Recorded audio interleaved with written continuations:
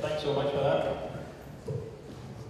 First of all, let me start off by saying what a pleasure it is to open this think tank with such a stellar lineup of speakers. Jackson Carlow has been a stalwart of the Scottish Conservative Party for the last 25 years. Joe Swinson, who's just on our way right now, is one of the leading lights and future leaders, I believe, of the Liberal Democrats. Jim Mather is certainly, even though he has stepped down as a minister in the SNP government, is somebody who I personally knew as a friend. And Alistair Darling holds the distinction of not just having served in the cabinet in the previous government from the first to the last days for the 13 years of tenure of that government, but also having won the respect and affection of the general public during that time. So it's fitting that we have people from all parties, all the political parties represented here. And the Scotland Institute's Board of Advisors will also be a broad church and will also consist of people from all the major parties and people from no party at all. It will comprise of people from academia, from business, from the media, from the military and other backgrounds. But they'll all be united by one thing, and that is a determination to ensure that Scotland can fulfil its full potential. Now, I'm often asked that why did I want to set up this think tank at this particular moment? Why did I want to set up it now? And the answer is actually quite clear, is that I believe that Scotland has never had a greater need for clear thinking about its future as it does now. Today we face challenges and choices that are bigger perhaps than at any time in our recent history.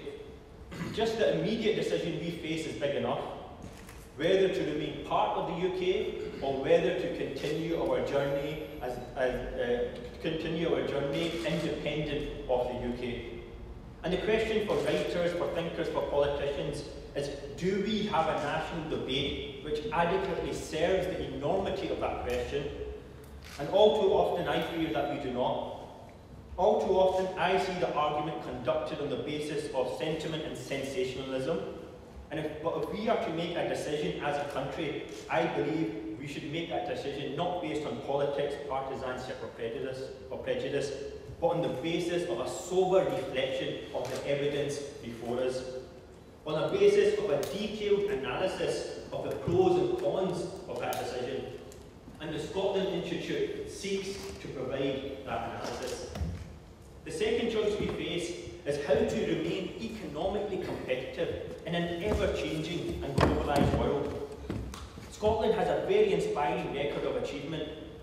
For a nation of 5 million people, we have continuously punched above our weight. It is Scottish minds that can take credit for inventions like the telephone, the television, penicillin, anaesthetics, radar, etc. Inventions that have changed the course of humanity. Enterprise, innovation and discovery are within the DNA of the Scottish people. But just as we have punched above our weight, I believe we are punching below our potential today. Do we make the best use of Scottish talent? Could we do more to convert raw Scottish innovation into economic competitiveness? I believe this question is more open today than it has been for years.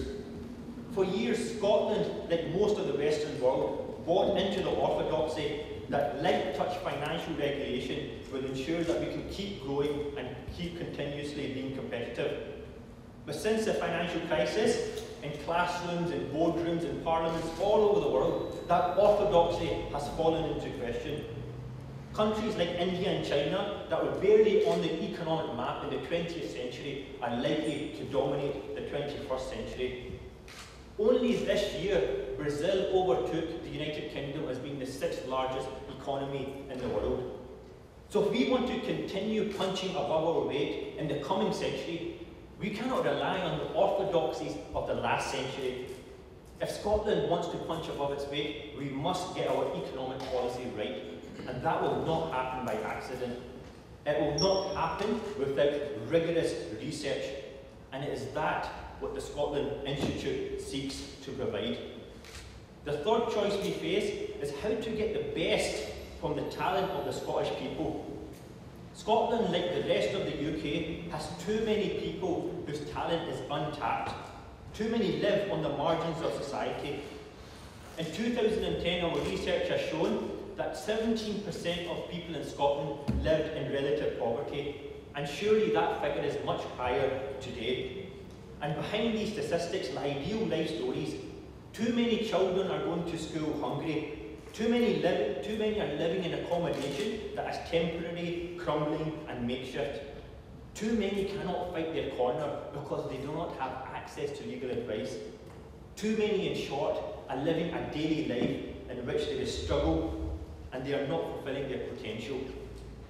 That does not just offend the inherent compassion of the Scottish people, but also holds back Scotland's economy. I believe in a Scotland which is competitive, which where wealth is fairly distributed, and which tackles the issues of social exclusion as a matter of course.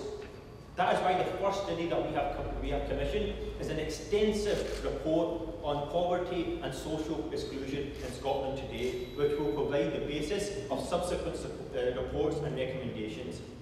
So these three choices, independence, competitiveness, social exclusion, face our country, and the answer we give in this generation will affect the millions to come in subsequent generations. And let me just conclude by saying this: I am very proud of being Scottish. I am very proud of being from a country which has such a strong Enlightenment tradition. I am inspired by the philosophers of the Scottish Enlightenment, and I share their belief that ideas are the guiding light which can change the face of society for the better. And it was no less a thinker than Voltaire who said that we look to Scotland for all our ideas on civilization. And through the Scotland Institute, we will provide these ideas, we will provide the analysis and the evidence which will guide Scotland going forward into the 21st century. Thanks so much for listening, and I'll pass it on to our first speaker of the day, Alice Darling, who requires no introduction. Thank you so much.